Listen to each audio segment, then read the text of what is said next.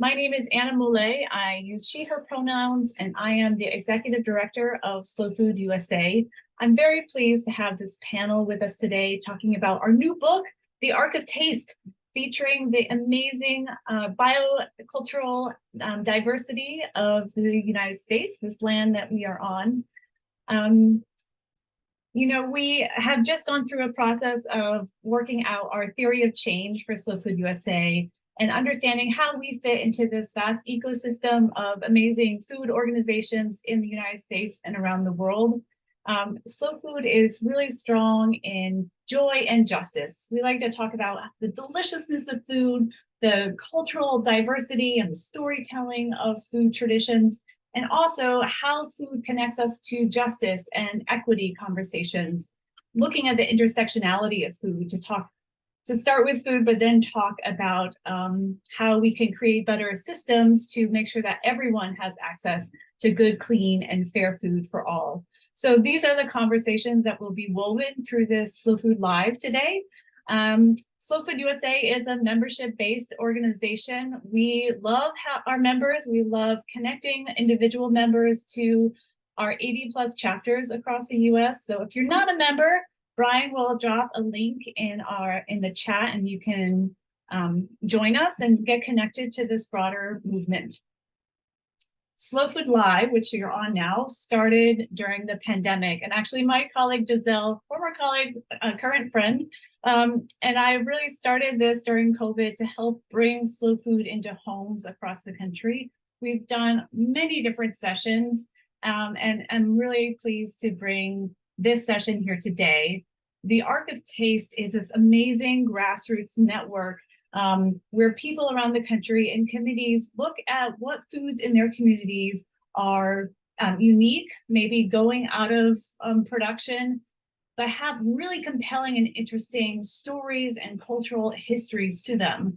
These are rare and distinguished foods that need some love, they need a little TLC. And this book that just came out in the fall paints this beautiful and amazing picture of the vast diversity of foods in our country and really invites the reader into a journey of cooking the foods, planting the foods, enjoying the foods, and also talking about how we can create policies that enable these foods to be really thriving in our lands and in our waterways across the country.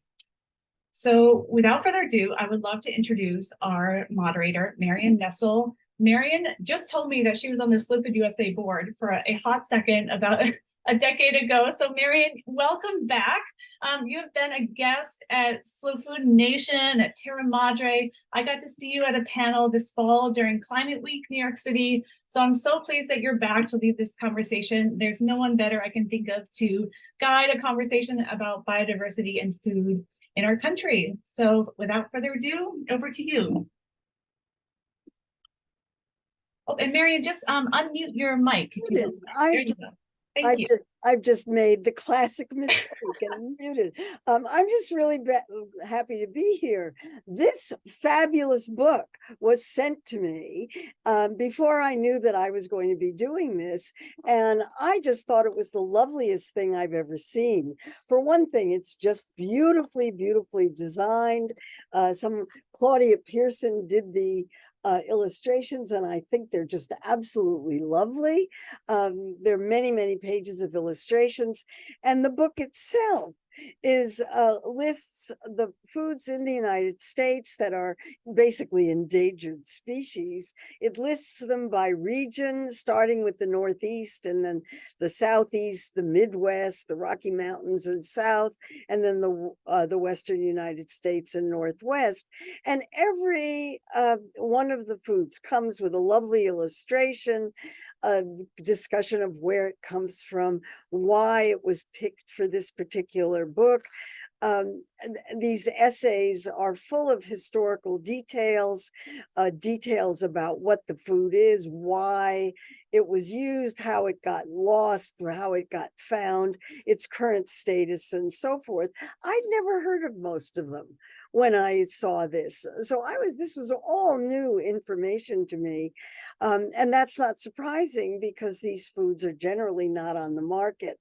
I was struck right away by the Cayuga duck because, for very personal reasons, I have a house on Lake Cayuga up in Ithaca, and I've never seen a duck that looks like this. There's a good reason why I've never seen a duck that looks like this. There are only about 1,000 breeding pairs that are left, but you can still get you can still get ducklings apparently and raise your own, and apparently the meat is wonderful.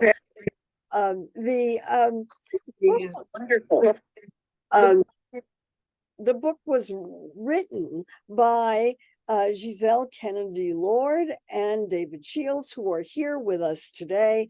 And I'm going to introduce them, and I'm also going to introduce Kevin Mitchell, who's here with us.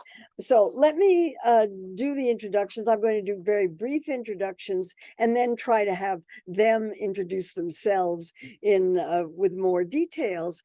But Giselle Kennedy Lord is a food studies scholar, a video photographer, a storyteller, a farmer, a former director of communications for Slow Food, and clearly an author of this book. David Shields is a highly distinguished food studies scholar who I'm really glad to get to know. He is the Carolina Distinguished Professor at the University of South Carolina. He's deeply engaged with research and writing about traditional agriculture and foods, particularly of the Southern United States. And he's won a lot of awards. I love his awards. In 2016, the Southern Foodways Alliance gave him its annual Keeper of the Flame Award. I want that one. I like that one. And Slow Food has named him a snail blazer. I like that one too. He's got several books on this topic. Southern Provisions, The Creation and Revival of a Cuisine. David, if you've got that book, hold it up so people can see it.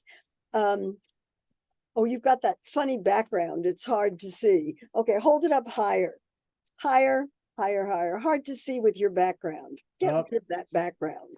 And then Taste the State, South Carolina's Signature Foods. Next year, which he wrote with Kevin Mitchell. And next year, he and Kevin Mitchell have a PBS series called The Flavor Savers. How fantastic. And I hope that he'll tell us about that. And that brings me to Kevin Mitchell, who's a chef, as well as a co-author. He was the first African-American chef instructor at the Culinary Institute of Charleston at Trident Technical College. He's a board member of Slow Food.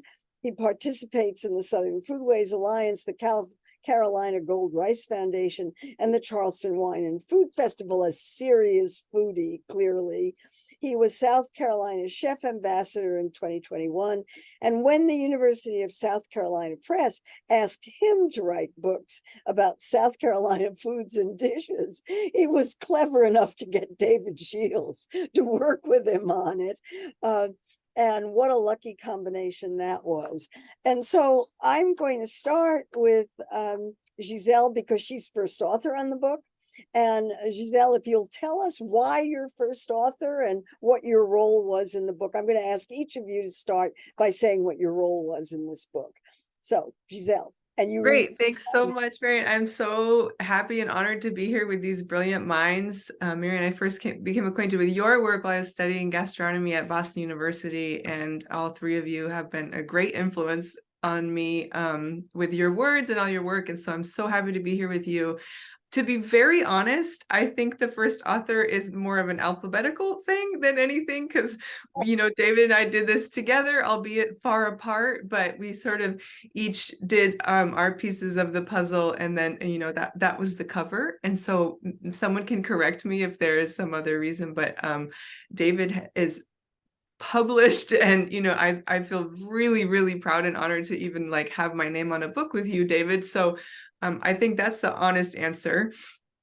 And as far as my role in the book, in that vein, we drew so much on David's deep research and all of the knowledge that you hold, and the greater slow food community and the Ark of Taste community and the writers of those pieces.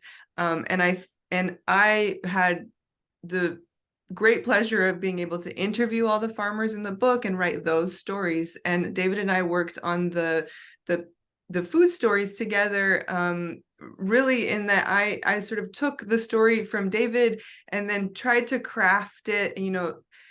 I think that maybe the skill I brought to the table was I get really excited about getting people excited about these particular things. And so all of us here have sort of chosen this food studies route. This is the world we live in.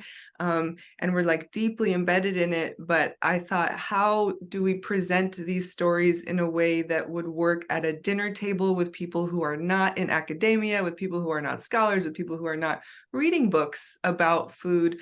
But I've had so many of those conversations where I can get people really kind of excited about a pepper. And so I think I tried to apply that storytelling to what David sent my way, and we just sort of kind of worked it into a story that was really exciting, and those really colorful, beautiful illustrations are such a compliment to that, and to try to consider an audience who might not be in this world that we live in, but is really excited about food and like very eager to get excited about food. And then, like I said, I got to interview the farmers and write their stories, which was really, really special, and worked with the Slow Food USA team to compile and edit the recipes, which Kevin Mitchell, we have one of your great recipes in there. And that was really fun to connect with a lot of chefs that I had a lot of wonderful interactions with during my time as a Slow Food USA team member. So that was, I think, the roles I played in the book, and it was really fun. Great, thanks. Kevin, I'm curious to know, I mean, you're not listed as an author on the book, but you must have some connection with it beyond the recipe, maybe? Tell us about that. Well, yes, first it would be just the connection through writing the recipe. When they were writing the book, Giselle reached out to me and asked if I would be willing to contribute a recipe to the book. I was very honored, very excited to do so, mainly because, we're talking about food, and as a chef, that's what's most important to me, and looking at the ingredients. And as a chef, how can I use those ingredients? So, I chose to look at, I think I used two ingredients in one recipe, the Wellfleet oyster and also the Nat Bradford watermelon pickle, which is very close to me here because it is grown here in South Carolina, a few hours from Charleston and Sumter, South Carolina. So that would be one of my connections. And just being a member of Slow Food, member of the Slow Food Board, which brings me closer to that connection to the Ark of Taste. And one of the most exciting things for me about the Ark of Taste was when I actually was in Terra Madra. I believe it was either 2014 or 2016. And at Terra Madra, at Salone, they have a display of all the ingredients on the Ark of Taste. And I was just amazed by the number of apples that are on the Ark of Taste, or of course, if we're talking close to home, Carolina Gold Rice, and the Sea Island Red Pea, and the Nat Bradford watermelon. So it was just an honor again to be able to contribute a recipe to a book that's very important to me as a chef, and just important to people in food in general. Yeah, this is one of the things about the book, is that they're recipes in the book about some of the ingredients and some of the foods in particular. David, as I read the book, you discovered these foods or you found them. But if you could just describe your connection to this book, how it came about and Right. tell us about it. Well, first of all, let me say that I'm very much a believer in collaborative enterprise, and co-writing a book really is an extension of the way that food systems operate. Farmers or chefs or processors or seed savers never operate in isolation. They participate as communities. The Ark of Taste itself is nominated by local people who have a deep affection for a particular ingredient in the region, and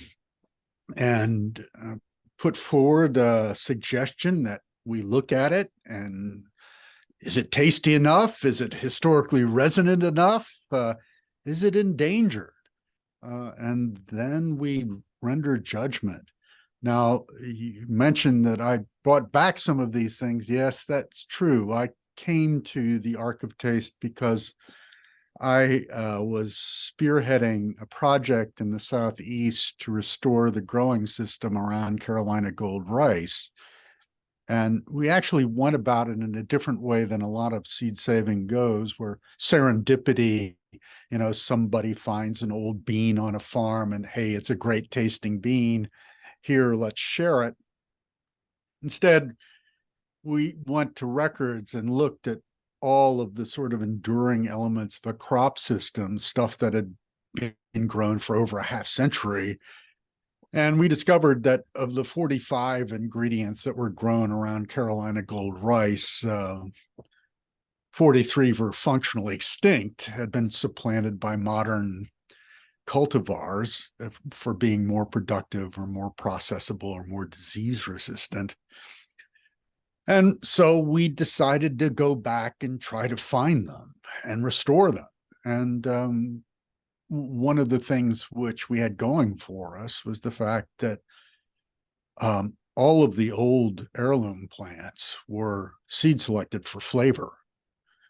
Flavor was one of the foremost considerations because flavor was a kind of indicator of nutritional merit for them. And one of the categories of flavor that we don't much pay attention to now, but which was very fundamental historically, was the idea of wholesomeness.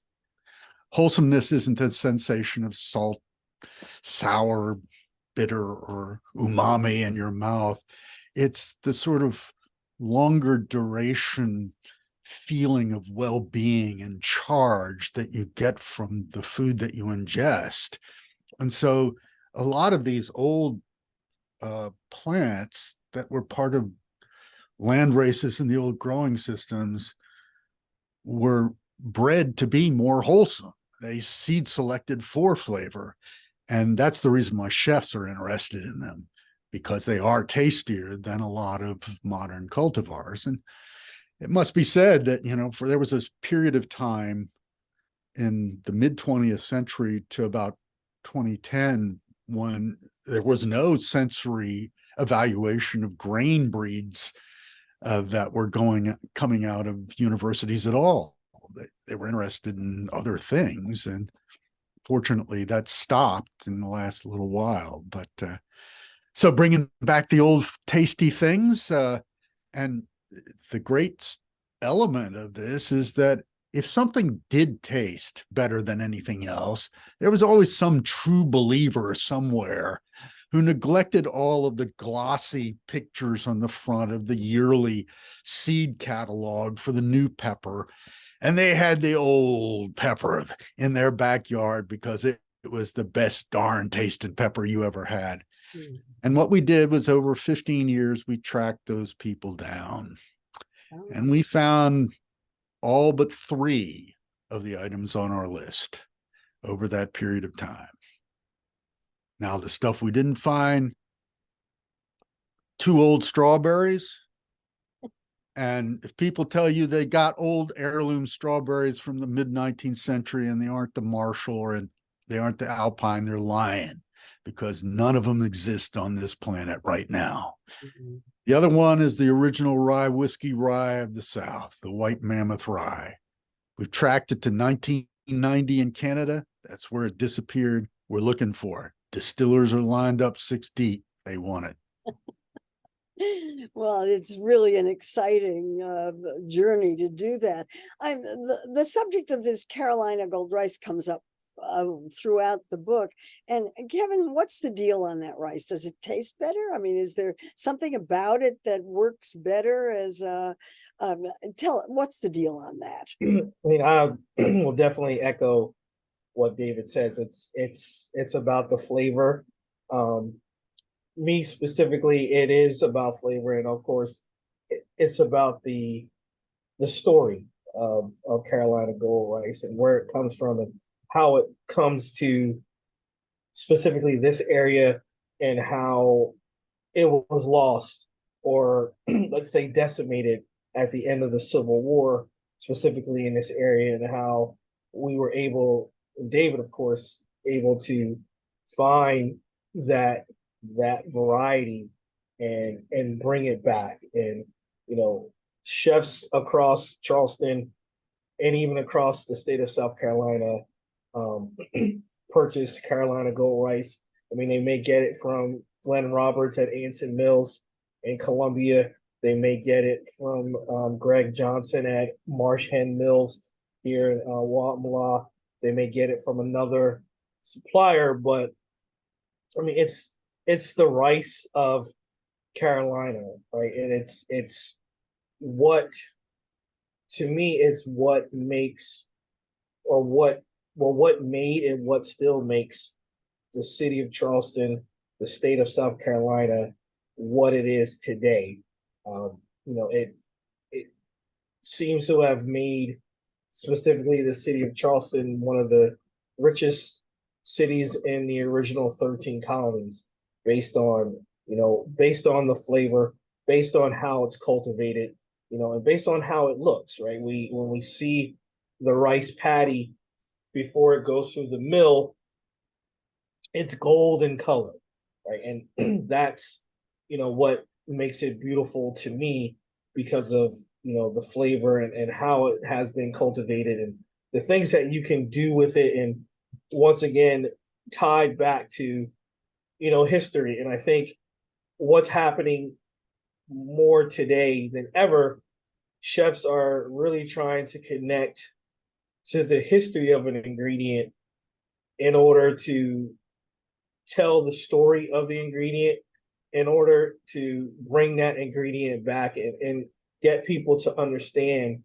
why is it so important. And that's why it's so important to me, because of where it comes from, the story, and then specifically as a chef, the flavor in which, and it just has a very distinct flavor compared to, any type of other rice that's cultivated, whether it's in this area or whether it's throughout the country. And it's a great thing for it to be back.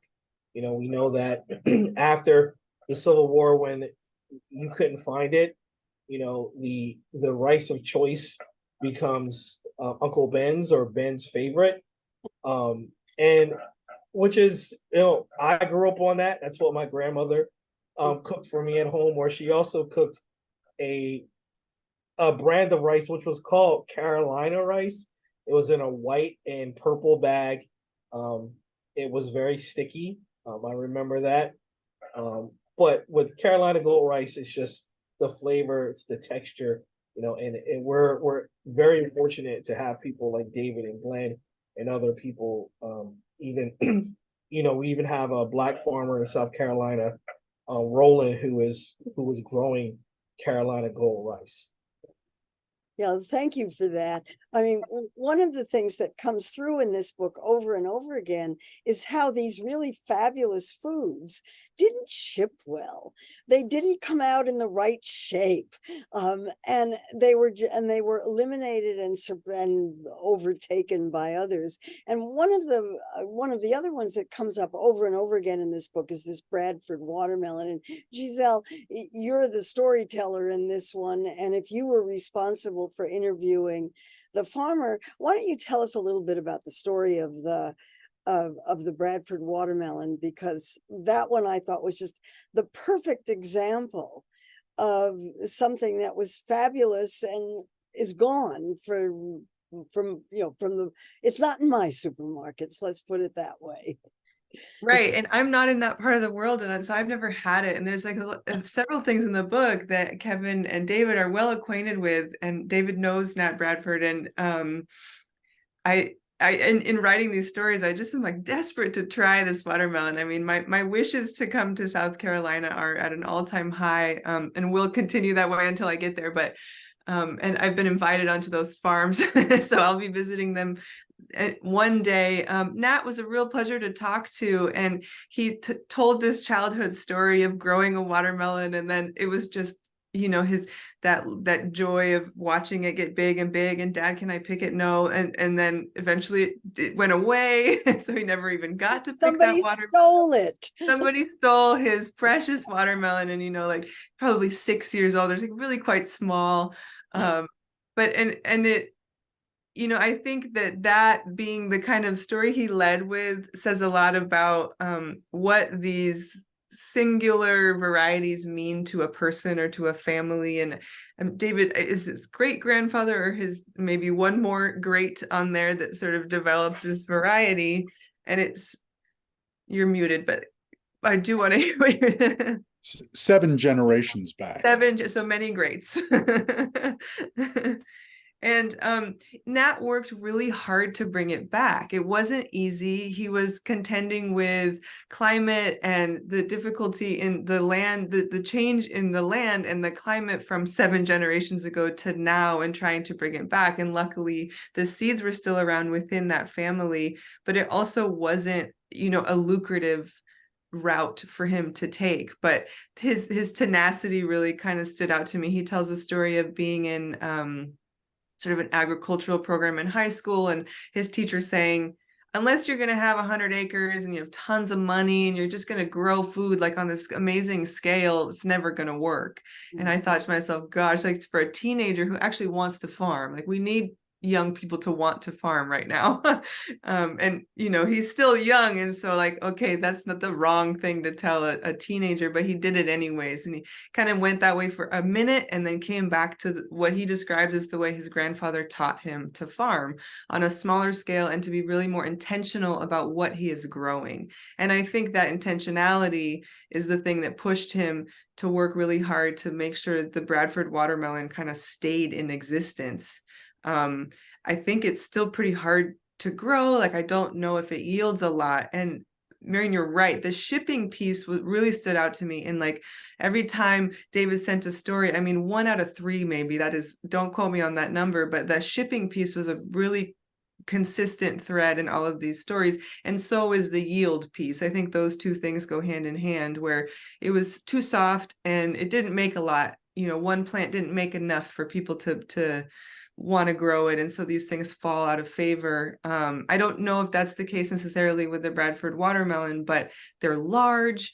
You know, watermelon in general, they, you know, it's not like they're generating hundreds per plant, and so he kept on it. And I think the year, so last year or the year before, when we were writing the book, that year he lost the crop, and so it was kind of the irony of that was sad and really tough, and he still was willing to talk about it. And I think there was talk of, like, when we were talking, he was like, I don't know how this year's going to go, and then weeks later it was like that crop was lost. But it really kind of emphasizes the risk and the resilience it takes to keep growing something sort of against all odds. But 7 generations later, and he's keeping it on the land, and he has children. And I think there's a hope there that, it'll continue in that way, and fall into the hands of other farmers. And David can speak better to this. How widely have you grown in your area, or is it grown on other farms and brought to market?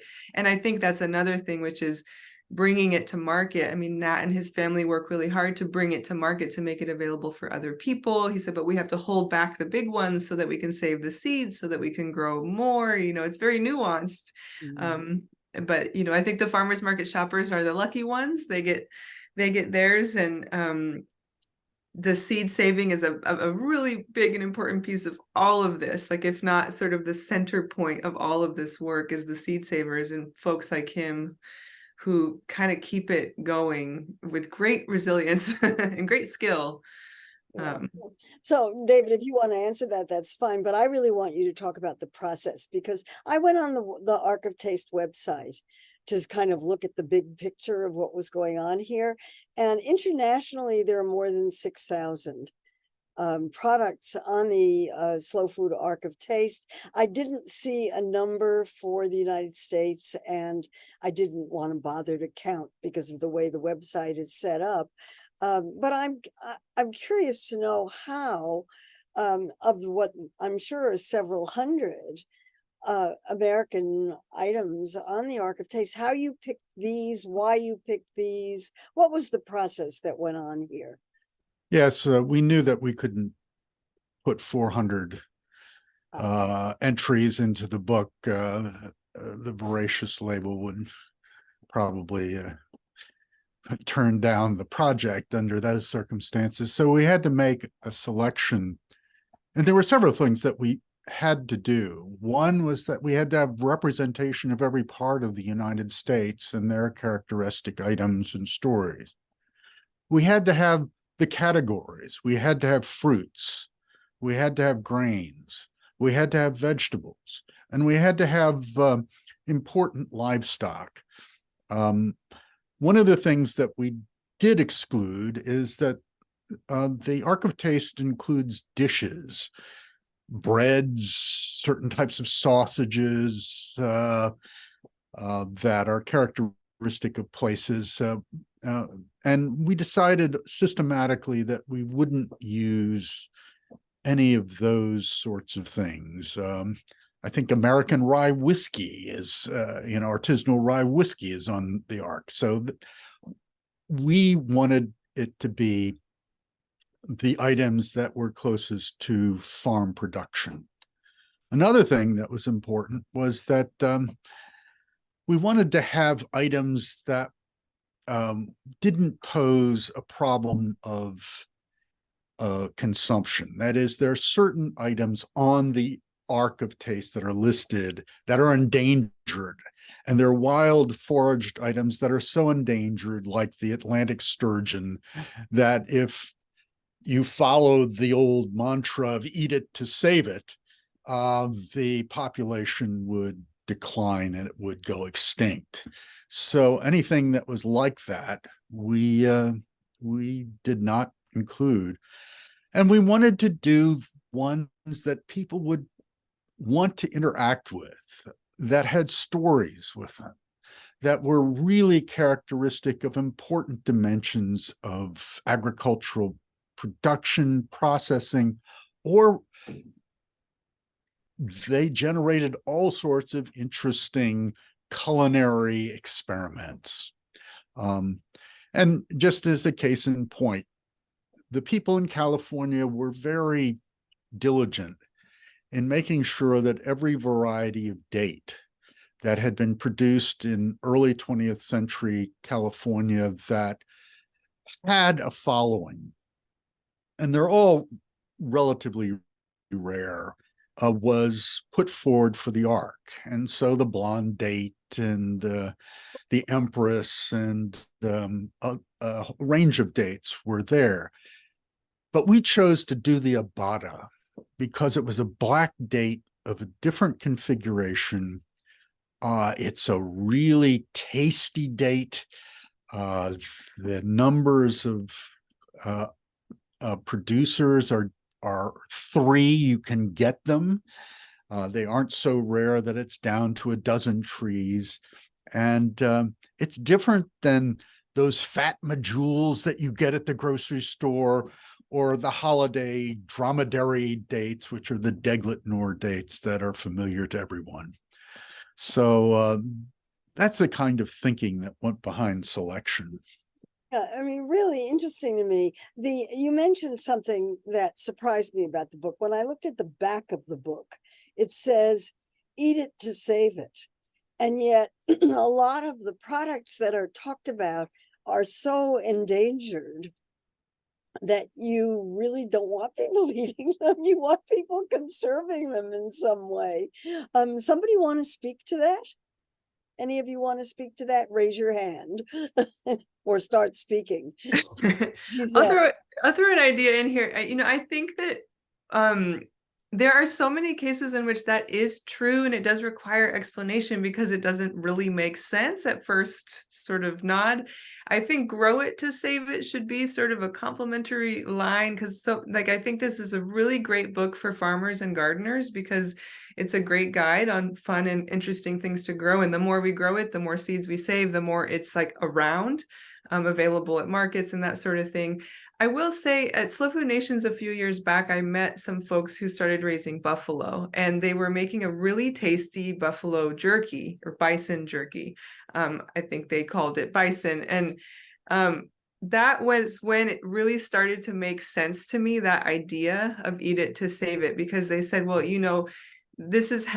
there's very few bison that are alive in the US right now that are actually wild. Most of them are on ranches, but the more we have them on ranches, the more they breed them, and then the populations grow. And just so their numbers are growing because these folks are able to make a living on making an edible product from the animal. And so I think in that case, maybe an applied scenario of the eat it to save it idea, which is if we can sell a food product from this animal, then we can afford and enable making, or sort of letting them make more of the animal.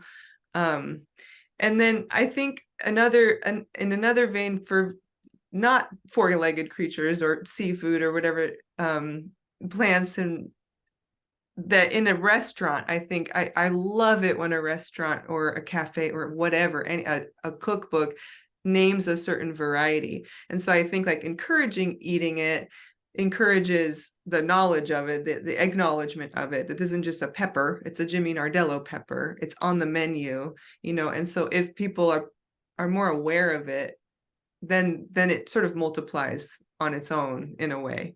And then we have a preservation story. There are a few vegetables, a few things in this book that are kind of success stories. Jimmy Nardello, I think, is one of them. Cherokee Purple is another one of them, where they're not hard to find. They're not really endangered anymore, but they once were. And then when people became aware of them and sort of fell in love with them, they saved it. That was saving it. And so I think that's maybe a good way to put some real examples or specific examples to the idea. But it is a little hard to wrap your head around, I think. One of the things that comes up in this is that I can't tell from reading the book who wrote what, because there are no authors' names on specific sections. And as an academic, I'm very interested in that kind of question. So there's a lot of collaborating going on here. David, you seem to be the center of collaborations, and I don't know whether you should comment on what it's like. Maybe I'll ask Kevin, what's it like to collaborate with him? I would say, it's very fascinating. David and I have been tied to each other, I would say, since around 2014.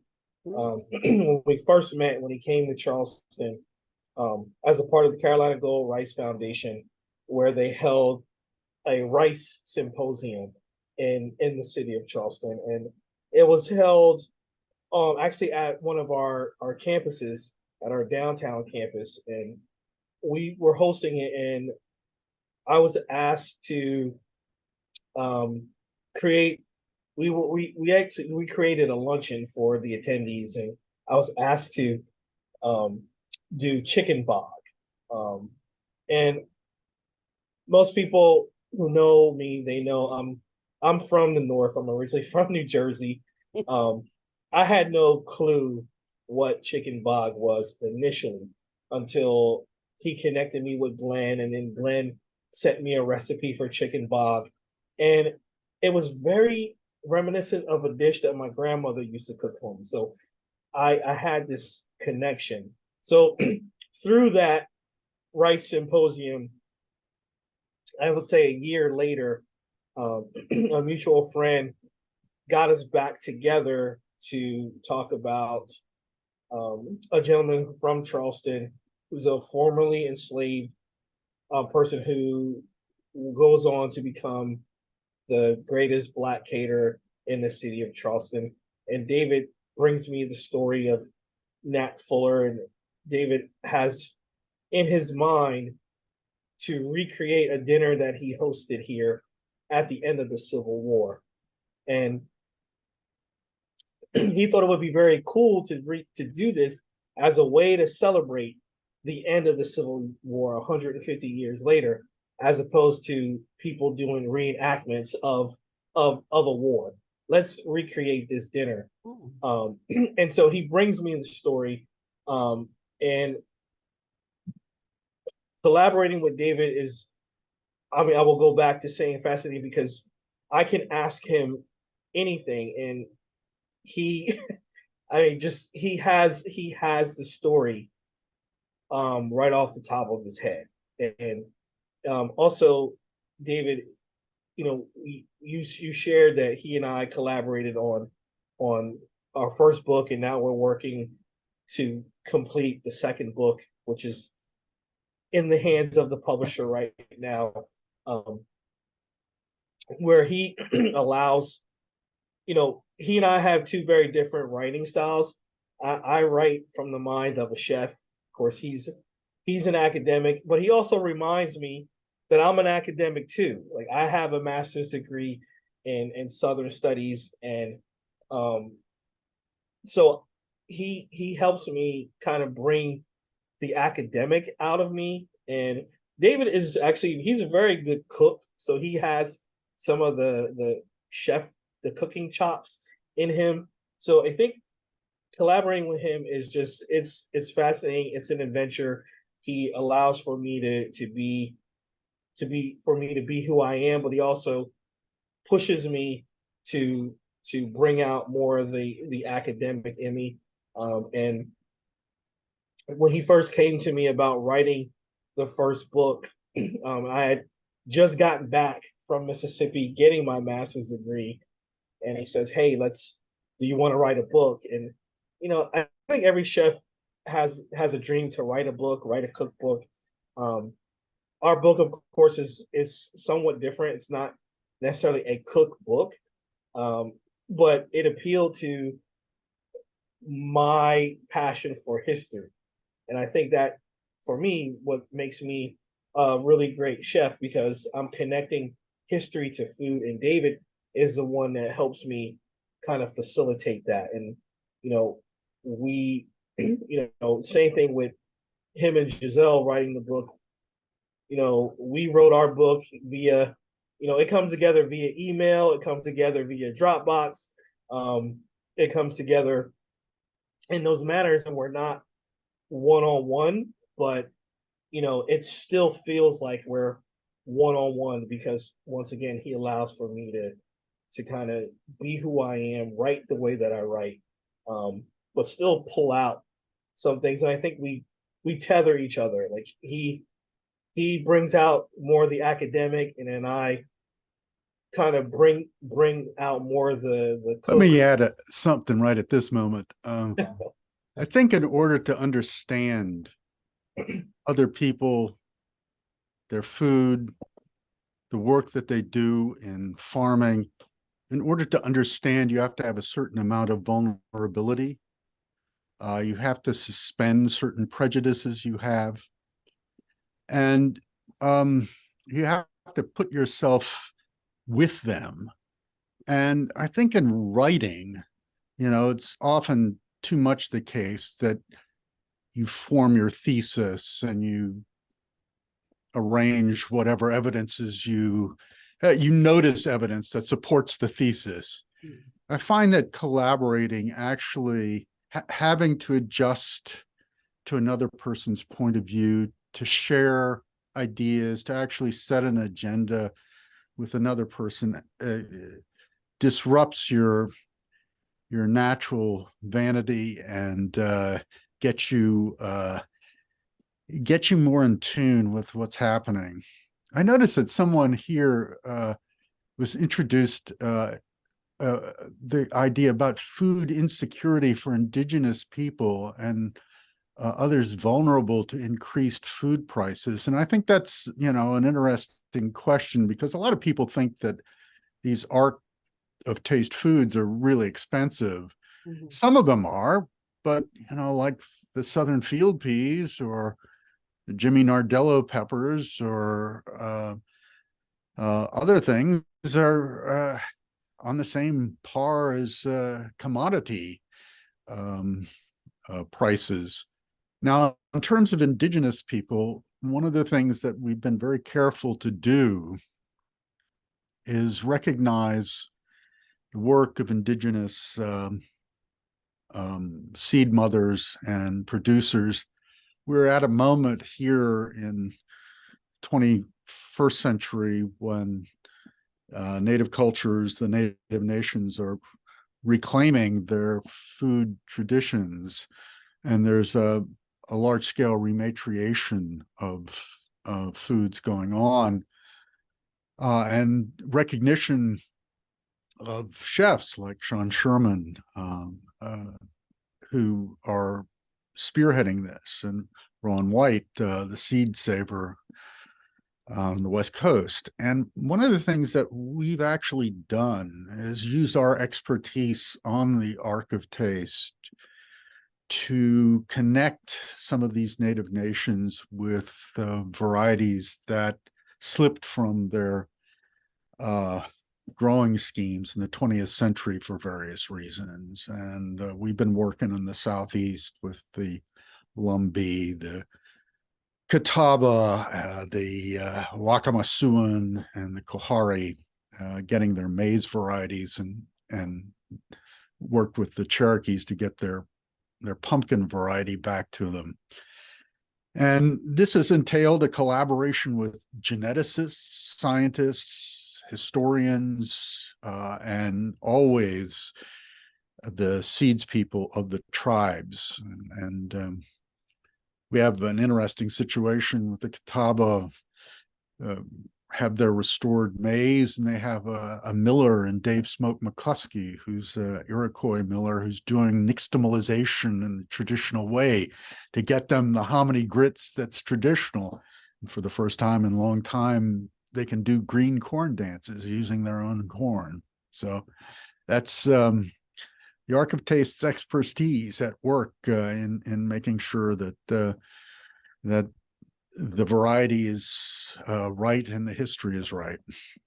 Well, those are really important things. And Anna, do you want to see what's coming up in the questions? Yes, thank you so much for this wonderful conversation. I feel like we could talk for hours about these amazing foods. Before I jump into a few audience questions, I want to remind people that we have a giveaway. If you haven't received the book yet, we have a whole little collection. We have the book, we also have a tote bag, we have a tea towel, and we have a giveaway for this little suite of Ark of Taste goods. So if you put your information in this link, we'll announce a winner at the end of this Slow Food Live session. So I wanted to highlight a question from Sherry here. She said, our major issue in the Northern Boreal is in relation to the loss of growing these or restoring the cultivars, is the water contamination of the lands and waters. And I think this really gets to an important question of how individual choice syncs up with systems change. And if we only focus on individuals should eat it to save it, we will never change the system. And in fact, it will become precious, elite, and that's the opposite of what we want to do as slow food. So I wonder if each of you could talk about kind of a call to action that you are hoping to see from this book, and how people can connect it not just to individual action, but more community and systems level action. activity, action. Let's start with Giselle. She hasn't talked for a while. I'm back. I think that's a really great question and a really great point. And I think that we have so much to learn from Indigenous communities and Indigenous people. And I think in speaking to a handful of people to write the story of the Navajo Churro sheep, and we have Michelle Week in the book, who grows a lot of first foods and Indigenous foods out here in Portland and puts them in her CSA.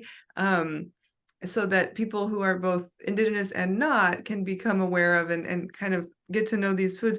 One thing that I really appreciate from them is, I think the larger Indigenous community in the United States is really placing themselves and their encouragement that we all do so, like within this ecosystem. Like, we are part of this greater ecosystem. We are not separate from our water. We are not separate from our land. We are not separate from any of it. And I think that I live in Oregon, and so it's just raining like so much right now. And I think it's very easy to sit back and say, cool, we got plenty of water. But I've become really well acquainted with watershed work and irrigation districts and all these decisions that are being made, because I lived out in the gorge for a long time, surrounded by orchards, and it's impossible to overlook the amount of water needed by these orchards and farms. And in that, okay, well, if I'm a part of this ecosystem, so the water that's running through these creeks in the river, all of it is connected, all of it's going into these orchards, into these farms, and then moving into the city. We do not sever ourselves from that ecosystem, no matter where we live. And I think a mentality of being a part of the ecosystem instead of just a master of the ecosystem, which I think is kind of the sort of capitalistic and unfortunate stance of a lot of what we have done with agriculture in the last several decades. But that what I put down my sink, what I put into my garden, my tiny garden beds in my urban backyard, like, it all really does go to the same place. And it all really does matter.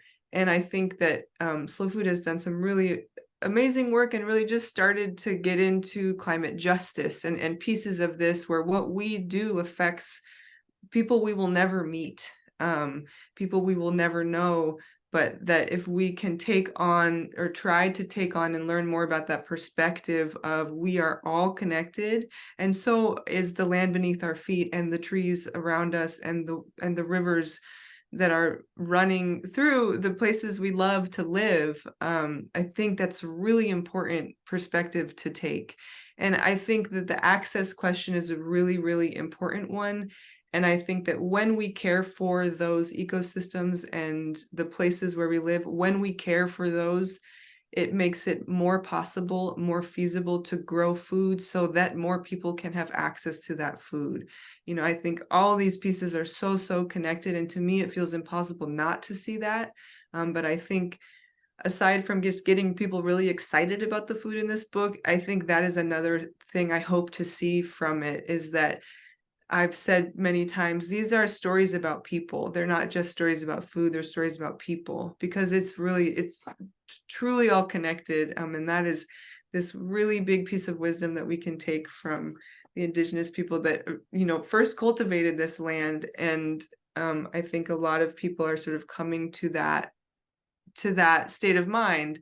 And that it can be applied every single day in everything we eat and everything we grow and everything we buy and exchange, that it has an impact, and collective action is necessary and important in making sure that impact is positive and not negative.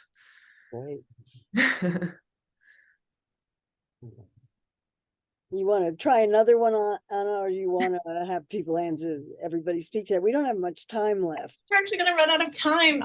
This is, again, such an important issue. And yeah, I think, we have opportunities this year and the next year to get involved in more policy actions around the Farm Bill and learning about like how systems impact agriculture, right? So there's big issues, but there's also opportunities for people to get involved locally. There are Ark of Taste committees across the country, one in each region. This is a great way to get plugged in as an individual, grow these seeds, and also like join an Ark of Taste committee or a slow food chapter and be more involved in this. And Nominate your favorite food.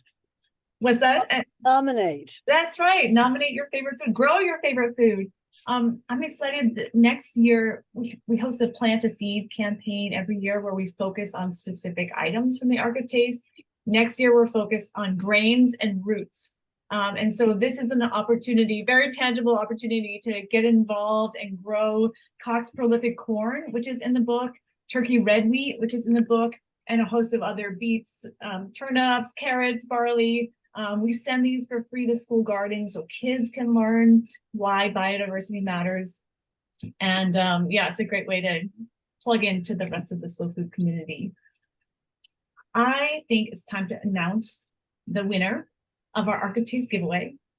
And that winner is, a little drum roll, Kyle Carnuta has won the Ark of Taste. Congratulations, Carnuta. For Kyle, we'll send you the book and the little Ark of Taste collection. I want to give a quick shout to our another event coming up called the State of the Snail. Sounds very horrible or something. January 23rd, we've been working hard on our 4-year strategic plan. We're going to make some big announcements on that date and invite you to join some exciting events and programs coming up. So Brian will put the link to register in the comment section, but please join us there and like be part of this bigger slow food movement.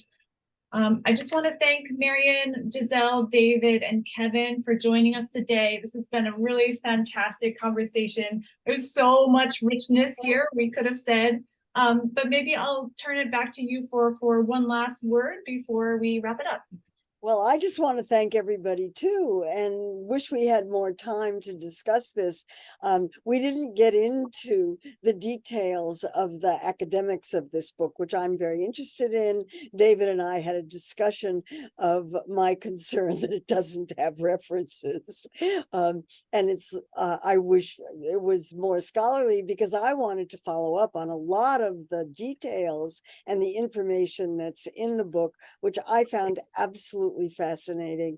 And it's clear that the book is the result of an enormous amount of research written so easily to read that you don't even notice what went in behind it because it's written so beautifully. So I really want to congratulate you for doing a great job on this book. And Kevin, it's wonderful to meet you. It's really been a pleasure to be part of this. Thank you very much. And slow food, everybody. So. Any last words, David, Giselle, or Kevin? We appreciate your time today. Yes, it's been great talking with you all and collaborating once again with my collaborators. The one thing you asked about systematic things. One of the things that disturbs me most, aside from the fact that there's too much poison in the waters and soil of the United States, is that a lot of conventional agriculture is not designed for living soil, but for sterilized fields. And in the process of creating organic chemicals, you have to have a live microbiome and a good mycorrhizome in order to communicate those organic chemicals into roots. So you lose nutrition if you sterilize a field. So if there's a policy change that I would go for, it would be something to inhibit the use of mass sterilization of fields. Hear, hear. You're here to that. And if Let's it's hear good it for the for- earth, it's good for you. I say this a lot to people, but I mean, that is just so true. Microbiome of the soil and and our microbiome. And on that cheerful note, thank you very much for being here. And let's give an applause to Slow Food for doing this. So Thank you all so much. read the book. Right. Thank you so much, everyone. Take Appreciate care. your time. Thanks for joining us.